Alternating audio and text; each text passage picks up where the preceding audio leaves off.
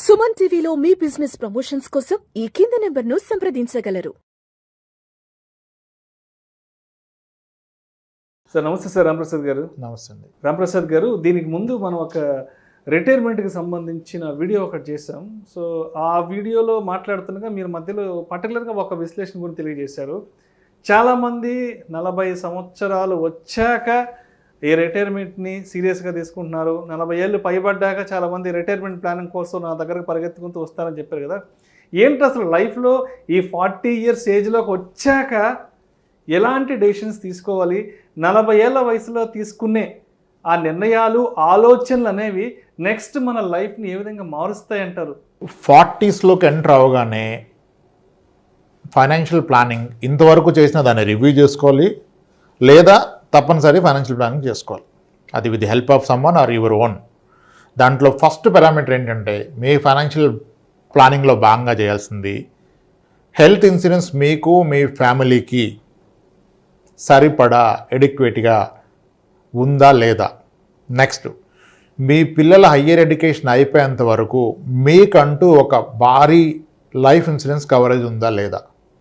ఇప్పుడు మనమంటూ ఉంటే కింద మీద పడి ఎలాగైనా చేపిస్తాం, మనకేమన్నా అయితే కూడా వాళ్ళ భవిష్యత్తు ఆగిపోకూడదు అంటే ఒక proper term insurance and health insurance. చాలామందికి 40 కల్లా వచ్చే ఛాలెంజ్ ఏంటంటే ఆ 40స్లో మోస్ట్లీ హెల్త్ ఇష్యూస్ వచ్చేస్తున్నాయి. అవి కనుక వస్తే హెల్త్ ఇన్సూరెన్స్ కూడా రాని పరిస్థితులు వచ్చేస్తున్నాయి. మీకు హెవీ డయాబెటీస్ కనుక వచ్చి ఇన్సులిన్ మీదకి వెళ్తే పాలసీ చాలా తక్కువ మంది ఇస్తున్నారు. ఈలోపు 2-3 కాంప్లికేషన్ వస్తే పాలసీ రాదు, వచ్చిన వెయిటింగ్ పీరియడ్ ఉంటుంది. సో ఇప్పటి వరకు వదిలేసిన 40s వచ్చాక you can't afford delaying your health insurance and term insurance. ఆ రెండు తీసుకొని తర్వాత మీ బాధ్యతల గురించి ఆలోచించండి. మొదటి బాధ్యత, మీ కర్తవ్యం ఏంటంటే ఫ్యామిలీకి హెల్త్ ఇన్సూరెన్స్ తీసుకోవటం, తర్వాత మీకంటూ ఒక టర్మ్ ఇన్సూరెన్స్ తీసుకోవటం అండి. ఈ 40 to 50 is the last choice of life to alter your rest of life. సరే, దట్స్ ఇట్. 40 ఏళ్ళు 40 నుంచి 50 ఏళ్ళ మధ్యలో ఇది most critical phase of one's life, because that is the most of the పీపుల్కి పీక్ ఎర్నింగ్ స్టేజ్. అది మీ జీవితకాలంలో అంటే ప్రైవేట్ సెక్టర్లో అయితే that is the highest pay you are into. అక్కడ కాంపిటీషన్ కూడా అలాగే ఉంటుంది. When someone is highest pay, ఆ ప్రెజర్ కూడా అలాగే ఉంటుంది. At the same time family నుంచి కూడా అక్కడే మీకు ప్రెజర్ స్టార్ట్ అవుతాయి. టిపికల్గా 30 బిలో మ్యారేజ్ అయ్యే కిడ్స్ వస్తే by 46 age 44 age your kids are teenagers and their higher education is due. Higher education వచ్చేస్తుంది 2-3 ఏళ్ళలో. అదే టైంలో మీ పేరెంట్స్ ఓల్డ్ ఏజ్, డిపెండెన్సీ, పూర్తిగా వాళ్ళు మీ మీద డిపెండ్ అయి ఉంటారు. మోస్ట్లీ హెల్త్ కండిషన్స్ అక్కడ స్టార్ట్ అవుతాయి. మీకు 45-50 అంటే మీ పేరెంట్స్ ఆర్ 70-75లో ఉంటారు. 68-70 అప్రాక్సిమేట్గా. సో వాళ్ళకి మీ అవసరం. పిల్లలేమో హైయర్ ఎడ్యుకేషన్కి వెళ్తారు. అన్నీ ఖర్చుతో కూడుకున్న పనులు. అదే టైంలో మీకు రిటైర్మెంట్ అనే ఆలోచన కూడా వస్తుంది కదా. ఒక్కసారి ఫైనాన్షియల్గా ఎంత సాలీలో ఉన్నా మీకు ఆ పెయిన్ తెలుస్తుంది. ఏదో మిస్ అయ్యాను, ఇప్పటివరకు చేయలేదు, చేయాల్సింది ఉంది అని రియలైజ్ అవుతారు. 20స్లో వాళ్ళకి 30స్లో వాళ్ళకి రిటైర్మెంట్ అంటే నేను 55 వరకు చేస్తాను, వర్క్ చేస్తాను సార్, నాకు ఆలోచన లేదంటాడు. 40స్లో ఉన్న వాళ్ళని అడిగితే సార్ ఏమన్నా మార్గం ఉంటే చెప్పండి, ఇమీడియట్గా అవ్వాలన్నది, నేను చేయలేను అంటాడు. 40స్కి వచ్చాక చేయలేను అన్న విషయం తెలుస్తుంది, కానీ ఆప్షన్ కూడా చేయకుండా ఉండడానికి, ఎందుకంటే ముందుగా ప్లాన్ చేయలేదు కదా. ఈ 40s స్టేజ్నే ఎంటీ నెస్ట్ అంటారు. అంటే పిల్ల పక్షులు ఎగిరిపోతాయి కదా, భార్య భర్త మిగులుతారు గూళ్ళో. That is called empty nest syndrome. అంటే పిల్లలు 17 ఇయర్స్కి వచ్చినప్పుడు mostly they go away from parents కదా, అకాడమిక్స్ కొరకైనా ఎడ్యుకేషన్ కొరకైనా కదా. మళ్ళీ అది కాస్ట్లీ ఎడ్యుకేషన్, పిల్లలు మీతో ఉండరు, ఫస్ట్ టైం పిల్లల్ని విడిచిపెట్టి ఉంటారు. నిజానికి ఫ్యాక్ట్ ఏంటంటే 17 ఇయర్స్ క్రాస్ అయ్యాక పిల్లలు కనుక మీ దగ్గర నుంచి బయటికి ఎడ్యుకేషన్ కొరకు వెళ్తే ద బిట్టర్ ట్రూత్ ఏంటంటే they are no more your kids, they are your visitors. మీ బంధువులు అయిపోతారు వాళ్ళు. ఎందుకు? ఎడ్యుకేషన్కి ఒక్కసారి బయటకు వెళ్ళిన ఇంటికి వస్తాడా? ఓన్లీ హాలిడేస్కి వస్తాడు. హాలిడేస్కి వచ్చి కూడా ఎవడు బంధువే కదా. So your kids are no more your kids, they are your visitors. ఆ విజిటింగ్ కూడా వాళ్ళ అవసరాలకు వస్తారు. ఏ అవసరాలకి? మ్యారేజ్ ఒక అవసరం కదా, పేరెంట్స్ అనే క్యారెక్టర్స్ కావాలి.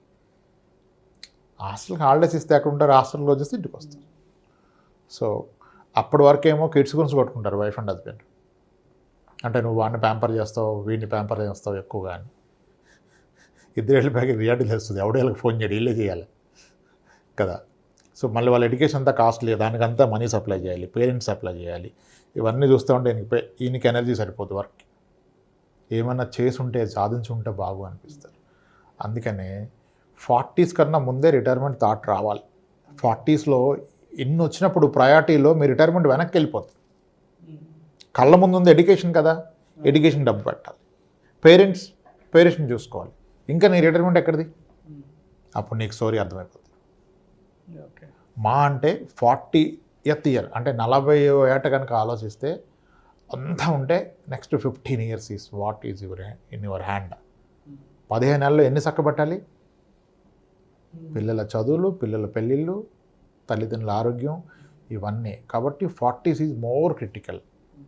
ఈ 40sలో వచ్చేదాన్ని ముందుగానే ఆలోచించుకుంటే బెస్ట్.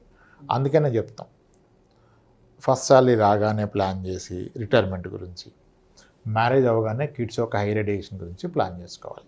అంతేగాని అది దగ్గరకు వచ్చాక ప్లాన్ చేయొచ్చు. ఇప్పుడు ఎవరైతే కిడ్స్ ఎడ్యుకేషన్ గురించి ముందుగా ప్లాన్ చేస్తారో, పిల్లలు పుట్టినప్పటి నుంచి వాళ్ళకి ఒక క్లారిటీ ఉంటుంది.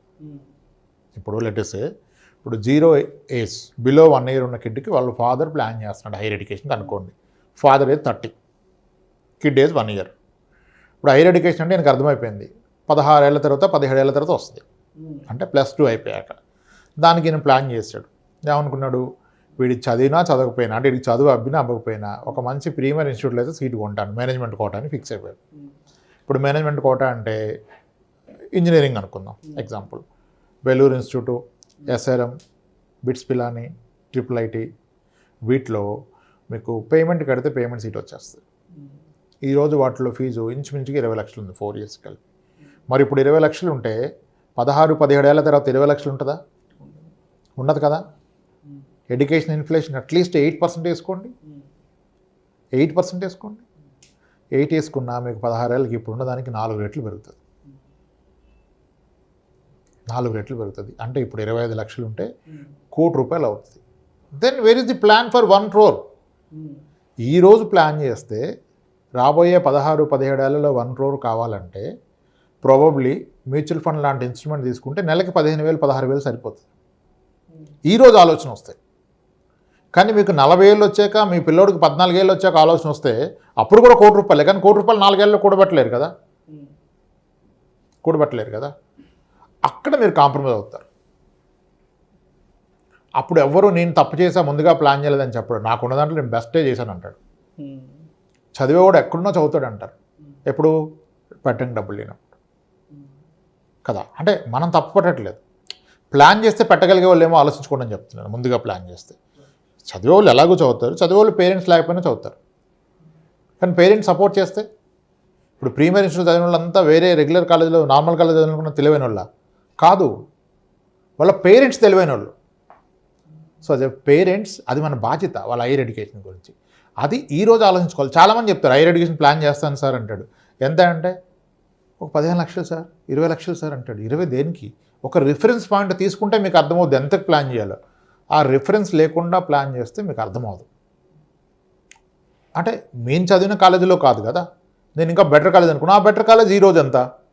అది కనీసం ఇక్కడ నుంచి 8 yearsకి డబ్బులు అవుతుంది. వీడికి 17 ఏళ్ళు అంటే డబ్బులు కాస్త మళ్ళీ డబ్బులు అయిపోద్ది కదా.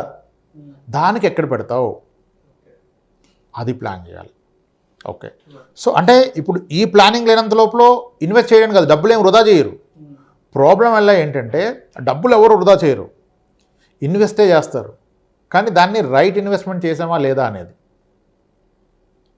People are thinking good investment, not the right investment. ఇప్పుడు ఆ టైంకి నాకు కరాఖండిగా చేతికి ఆ ₹1 కోటి వచ్చే విధంగా ఇన్వెస్ట్ చేయాలి.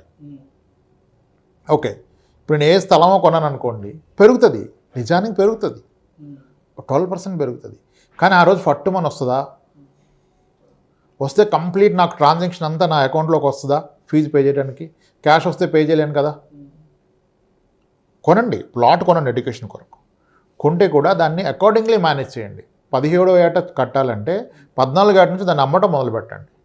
ముందుగా అమ్మి డబ్బు అకౌంట్లో పెట్టుకొని ఆ రోజు కట్టండి. ఇలా కిడ్స్ ఎడ్యుకేషన్ని కిడ్ పుట్టగానే ప్లాన్ చేయాలి. ఆడు 9th 10th వచ్చాక యూ కాంట్. మీ రిటైర్మెంట్ కూడా కనీసం ఒక 15 ఏళ్ళ ముందు ప్లాన్ చేస్తే అచీవ్ అవ్వగలుగుతారు. లాస్ట్ మినిట్ ప్లానింగ్ అవ్వదు. ఆ క్లారిటీ పెట్టుకున్నప్పుడు రిటైర్మెంట్ అంటే దీంట్లోనే అని ఏం లేదు. రెండో ఇల్లు కొన్నప్పుడు decide it, this house is for my retirement. అంటే ఎలా రిటైర్మెంటు? దాని నుంచి వచ్చే అద్దెతో నా రిటైర్డ్ లైఫ్ కొనసాగిస్తాను. అప్పుడు ఏమవుతుంది? మీ ఫ్యామిలీకి మీరు కరెక్ట్ ఇండికేషన్ ఇస్తారు. పర్పస్ తెలవాలి కదా. దీన్ని నమ్మి చదివిస్తానంటే దాని మీద ఆశపడతారు. ఇది నా రిటైర్మెంట్కి రా, ఎవరికే ఉన్నాను, దీని మీద వచ్చే రెండుతో నేను బ్రతికేస్తాను. ఈరోజు నా ఖర్చు 20,000, ఈరోజు 30,000 రెండో చదివి కొనుక్కున్నాను. ఫ్యూచర్లో నా ఏజ్ పెరిగినా దీని రెంట్ పెరుగుతుంది కాబట్టి నా ఖర్చులు పెరిగినా సరిపోద్ది. అలా ఏదో ఒక అసెట్ లింక్ పెట్టుకోండి రిటైర్మెంట్కి, లేదా పెన్షన్ ప్లాన్స్లో పెట్టండి. అది last choice is when you reach 40. 50 వచ్చాక ప్లాన్ చేయలేరు. కెరియర్ ఎండ్లోకి వచ్చేస్తుంది. ప్రైవేట్ సెక్టర్లో అయితే ఇంకా డిఫికల్ట్ ఉంటుంది. అందుకే గవర్నమెంట్ సెక్టర్లో చాలామంది ఓల్డ్ పెన్షన్ కావాలంటున్నారు. న్యూ పెన్షన్ వద్దు, మాకు ఓపీఎస్ కావాలని. ఒక గ్యారంటీడ్ పెన్షన్ అనేది మనిషికి భరోసా ఇస్తుంది. సో 40sలో ఈ పారామీటర్స్ అన్నీ ఒక్కసారి వచ్చిపోవటం వల్ల that is the most critical phase. But still plan చేసి అచీవ్ చేయొచ్చు. 40s is the most critical phase. అది last opportunity for you to start a good investment. Yes sir, అలా ప్లాన్ చేసుకోవాలి 40sలో. Thank you sir, thank you so much Ramprasad garu. ప్రతి మనిషి జీవితంలో 40 years ఆ ఫేజ్ అనేది ఎంత కీలకమో, ఆ 40 years ఏజ్లోకి అడుగుపెట్టాక ఎటువంటి ఫైనాన్షియల్ కమిట్మెంట్స్ అనేవి మనల్ని చుట్టుముడతాయి, ఎటువంటి బాధ్యతల ఊబిలో మనం కూరుకుపోతుంటాము.